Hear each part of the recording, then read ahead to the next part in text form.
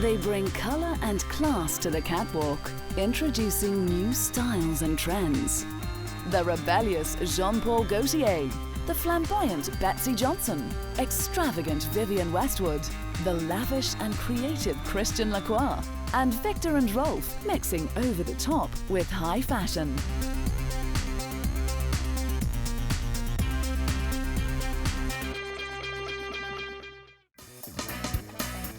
Known as the bad boy of French fashion, Jean-Paul Gaultier's fresh take on fashion has made him one of the most renowned designers of today. His collections have been inspired by popular culture and are extraordinary and lively. However, his haute couture collections are very glamorous and formal.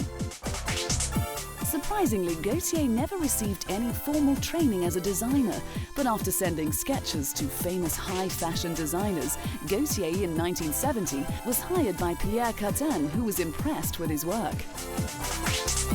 By 1976, he had released his own individual collection, and by the late 80s, he had designed a lower price line aimed at the youth market called Junior Gaultier, later replaced by JPG by Gaultier. As time and tastes changed, Gaultier followed the trends with his ready-to-wear collection and is now known to master the look of chiffon gowns, trench coats and pantsuits. His 1996 collection, shown in Berlin, was made of backless dresses, revealing corsets and low-slung suits.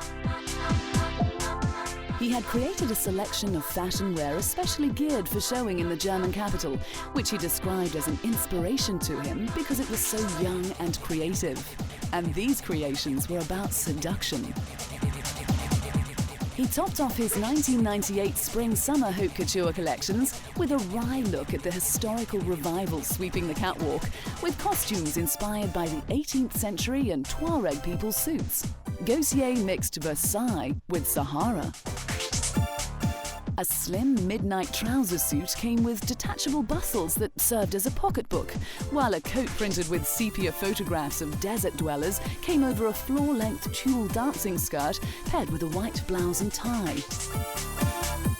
But the real clothes were there as well. Leather jumpsuits and black crepe sheaths with hoop skirts to take off, a slip dress of tiny white beads, or a black fail top hat that fastened at the back like bodices of yore. The wedding dress showed Gaultier to be as versatile designer as any. Helping Gaultier's rise to fame has been his involvement in designing costumes for films and outfits for some of the biggest names in entertainment. He co-designed with Olivier Tayskin's Madonna's full-length V-necked black silk and dove grey tulle ensemble worn to the 1997 Academy Awards. And as we all know, Madonna was the preeminent pop star of her generation who stayed a step ahead of trends while adding in shock value to keep herself in the news. And Gaultier helped her along by designing the infamous and legendary cone bra worn during her Blonde Ambition tour. Tribal patterns borrowed from the Maori took center stage in his 1999 collection with colorful outfits and shirts in tribal patterns. As a result of his success, Gaultier was hired by Hermes, the French leather goods company, known for their equestrian background and expensive handbags. For his 2004 Hermes collection, Gaultier took his inspiration for color from the skins of horses. Palomino, sorrel, chestnut and black were all prevalent throughout the fabrics. The range was comprehensive, from fantastic pants to jodhpurs, long and knee-length skirts, and evening dresses in rich shades were inspired by the traditional Hermes scarf. Gaultier also created many of the gowns that are seen on the red carpet today, such as the white gold gown worn by actress Marion Cotillard. Its scalloped edges made the raven-haired actress resemble a modern-day mermaid. He also designed the sheer and delicate black gown Nicole Kidman wore when she received her Best Actress Oscar in 2003. Gaultier's outfits aren't for everyone. However, thanks to his skill and sophistication, his clothes are interesting, beautiful, and wearable.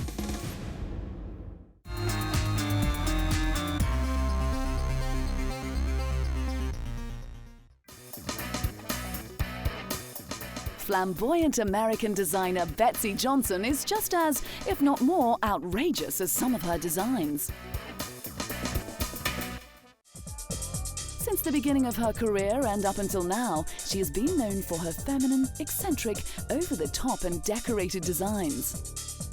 Dress for you, for yourself, or experiment too. You'll never know unless you use yourself as your own guinea pig. And not fun all the time, but I just think relax and enjoy it. But enjoy fashion and try some new stuff, you know? She found her love and inspiration for costumes as a child when taking part in dance classes. After high school, she attended Pratt Institute, a private college in New York. However, her fashion career started when she won a guest editor contest for Mademoiselle magazine. Within a year, she had become the in-house designer for Manhattan boutique Paraphernalia.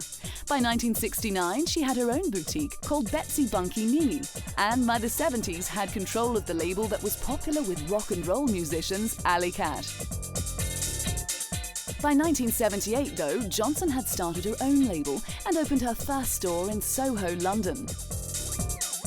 Her designs and outfits have always had an individual style and are less conventional than other designers. Johnson's Spring 1988 collection, known as Betsy's Backyard Follies, featured her own usual spoofs, but her collection was also making fashion news, with legs being the focus. Her collection featured socks layered over leggings, miniskirts worn with thigh-high stockings, and garter belts attached to dresses made of alternating stretch and sire panels. Her extravagant designs continued into the 90s with a range of styles that included her wacky spandex and satin concoctions to the environmental fashions of recycled materials. Johnson's designs weren't intended for shy people and included colourful neon and satin spandex cutouts, poor boy sweaters, puffed sleeve dresses, and pretty rose-printed dresses. Known for her wacky punk rock influence style, the designer's two favourite eras were the 60s and 80s, and it's evident in her designs. The 60s were a big influence as she became part of both the youthquake fashion movement and Andy Warhol's underground scene. Some of her work has even bared resemblance to Warhol's artwork.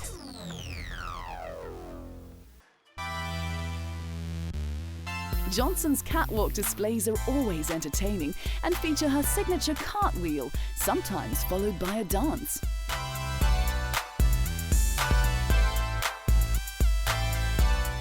Her shows always hold an element of surprise and are full of pretty flowery dresses in pinks, greens, yellows and orange. As always, her clothes are feminine yet sexy, with plenty of tutus, corsets, bloomers and long pretty dresses. And in spite of being over 60, Johnson proves that staying young is all in the mind. To celebrate her 30th anniversary, the inspiration for Johnson was herself. For the fall 2008 collection, she tapped into past creations, having models all with crimped hair, showcasing short skirts and shorts, worn with fishnet stockings and bright red stiletto heels. Zippers also figured predominantly. Even outfits that are wearable pieces still bore her classic flirty twist. Johnson has built a successful clothing empire by following her own set of rules and has now expanded her line to include handbags, accessories, hats and scarves. Celebrating the exuberant, over-the-top style, Johnson continues to rock the fashion industry with her visionary designs.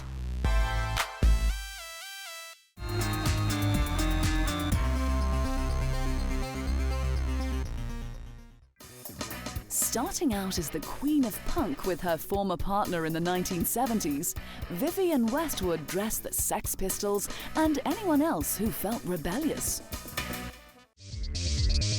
The English fashion designer is largely responsible for popularizing punk and new wave into modern-day fashion. She began by selling her outrageous designs in the outrageously named Sex Boutique her and her partner established during the 70s. Situated on King's Road in Chelsea, London, Westwood sold her very English label from there and to this day still owns the boutique. Westwood's punk style gained a reputation and following when her outfits were worn by the English punk rock band, the Sex Pistols. The look was made up of fetish fashion, which includes materials such as leather, spandex and fishnets, as well as safety pins, razor blades and spiked dog collars worn as jewellery. It shocked many people, but it also revolutionised fashion and started a trend that is still popular today. Although Westwood had been in the fashion industry for 20 years, it wasn't until the early 90s that she received any true recognition. Finally, in 1990 and in 1991, Westwood was named British Designer of the Year and also received her OBE. In 1995, the British fashion designer was presented with the Golden Nose Award by Berlin fashion journalists after being voted the designer best at predicting public taste in clothes. Westwood, known as the Queen of Fashion and Mother of Punk, also surprised the fashion world when in Paris she unveiled her spring-summer collection that featured wearable clothes rather than the usual array of peculiar creations meant only for brave eccentrics and fancy dress parties. By 1998, Westwood had unveiled her new perfume Boudoir and for the launch chose to stage a glittering fashion show in London in a very fashionable disused warehouse in an even more fashionable area of Chelsea. Later that same year, the avant-garde fashion designer became the first and proud recipient of the Moet & Chandon Fashion Tribute. Showing she hadn't lost any of her esprit, she arrived at her gala award ceremony in a light grey silk reminiscent of 18th century ballrooms and a smart feathery hat cocked sideways. It seemed every other woman there was also flaunting Westwood's designs, which may be the reason Moet & Chandon picked her for their first fashion tribute.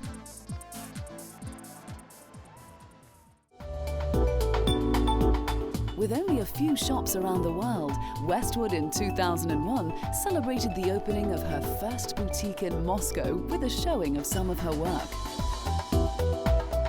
The Russian show was a mix of the elegant, the provocative and the housewife, with models in green paisley pattern dresses, flashy red suits and berets and flowing orange patchwork style dresses. In 2004, Westwood launched a major retrospective of her work at the Victoria and Albert Museum in London. The exhibition featured more than 150 of Westwood's designs from throughout her career, which included the vertiginous mock croc platform shoes, which caused model Naomi Campbell to take a tumble on the catwalk in 1993. Westwood isn't just about the punk, rebellious look. From her fall 2007 Wake Up Cave Girl collection came the gorgeous wedding dress that featured in the Sex and the City film and worn by Sarah Jessica Parker. It features a corset top made of gold-backed ivory silk satin and finished with a large skirt of ivory silk Radsmere taffeta. This has become the fairy tale dream wedding dress. Some say she's a genius, some say she's just plain mad, but everyone agrees Vivienne Westwood has had an immense influence on the fashion world.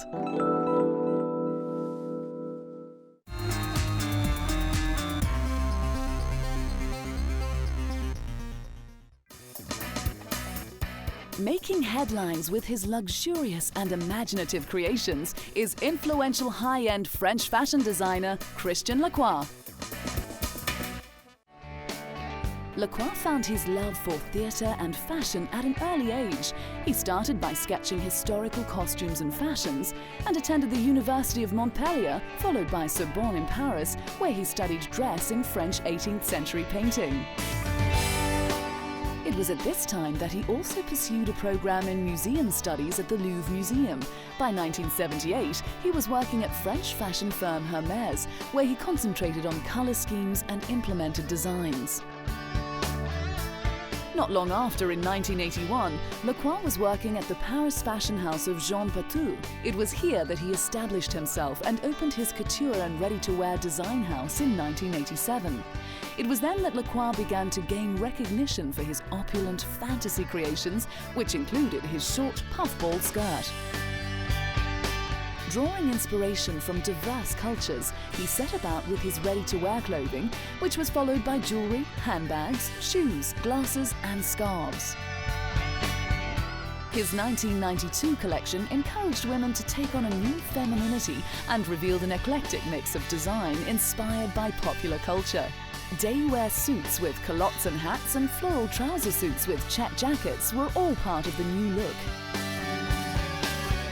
Lacroix in 1994 confirmed himself as the up-and-coming star of the French fashion world in the eyes of many seasoned observers after a rapturously received spring-summer haute couture collection in Paris. The collection included evening gowns of taffeta, tulle or organza with pieces of drapery added to the bust or cascading down the skirt front. Also featured were pastel satins and chiffons highlighted by black chantilly. Shimmering embroidery was sculpted into bustiers and ingenuously tailored jackets that clinched the waist.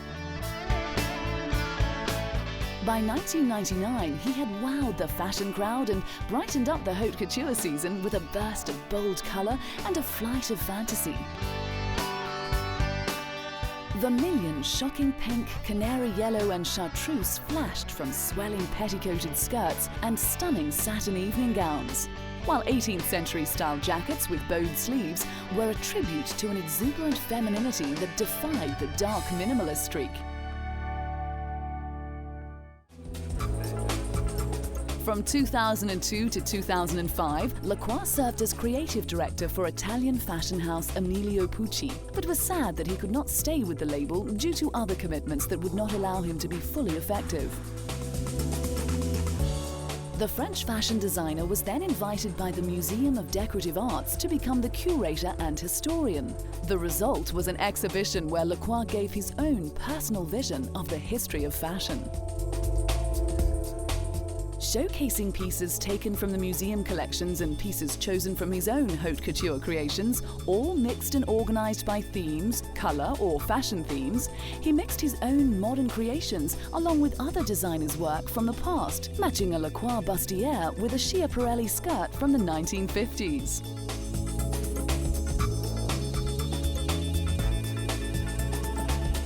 Like a lot of designers, Lacroix has a loyal fan following, including actress Tandy Newton, who wore with extreme grace and beauty a pale taffeta Lacroix dress, while the queen of the silver screen Helen Mirren looked glamorous in a gown with a lace bodice.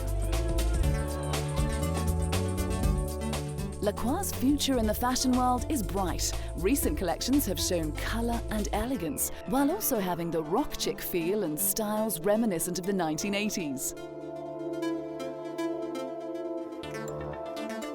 Lacroix breaks all the rules when it comes to fashion, and it's that has made him a major success.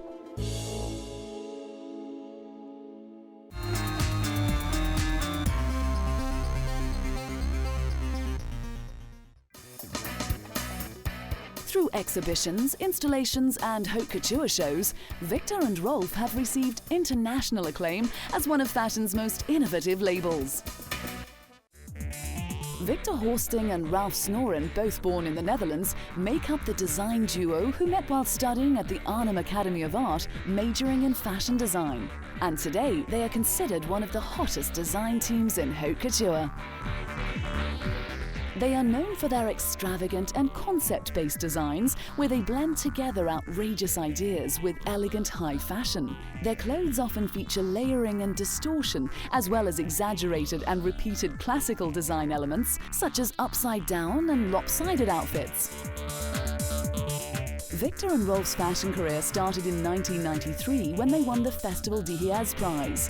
By 1998, they were putting on unauthorized underground fashion shows during Paris Fashion Week to attract the attention of the media, and this seemed to pay off. By 2003, after 10 years of pushing the boundaries of fashion with catwalk shows bordering on performance art, avant-garde Dutch design duo Victor and Rolf appeared quite ready to hit the mainstream.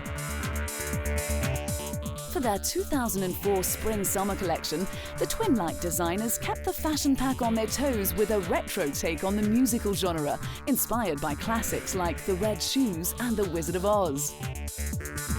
The bespectacled pair, who celebrated their 10 years in the fashion business with a museum retrospective in Paris, have gained a reputation for avant-garde creations better suited to art galleries than everyday life. Models paraded pastel pink sweaters and pussy bow shirts, worn with belted trench coats or black leather shorts that gave them a grown-up edge. The duo's trademark oversized collars appeared on asymmetrical shirts that appeared to slide off the body. Their glamorous evening gowns with trousers attached owed a debt to French designer Jean-Paul Gaultier. In 2004, Victor and Rolf's glamour was inspired by nature, with models displaying an unusual headdress resembling the antlers of a wild deer. The concept of a woman as a wild deer was far from rugged, as the Dutch designer's collection was elegant, glittery and slender. Their unusual designs continued, though, when they took the staple scarf and gave it a new lease on life, as it was taken from the neck or shoulder and floated down to form the full or partial frontal of a dress.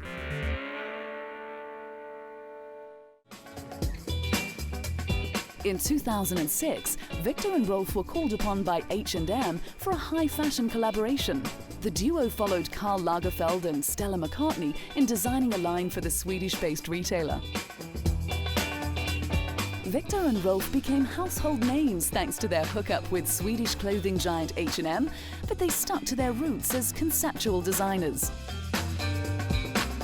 Their H&M line was filled with chic trenches, sharp tuxedos, heart motif blouses, full skirts, and also included their wildly successful series and much publicized wedding gowns. More recently, Victor and Rolf sent out a bold message of no on the catwalk in their Paris Fall-Winter 2009 collection. The choice to use the word no as the inspiration for the collection was to represent women who have an authentic voice and who stand up for themselves. Grey and black dominated the colour palette for the collection, with touches of red and deep Bordeaux, with some of the outfits even appearing a little gothic. With each season, Victor and Rolf keep improving. From beginning with outrageous clothing that was unwearable, they are now designing outfits that are actually practical and successful. Victor and Rolf, known for their high-concept fashion shows and modern twist on classically tailored clothes, have become two of the fashion world's favourites.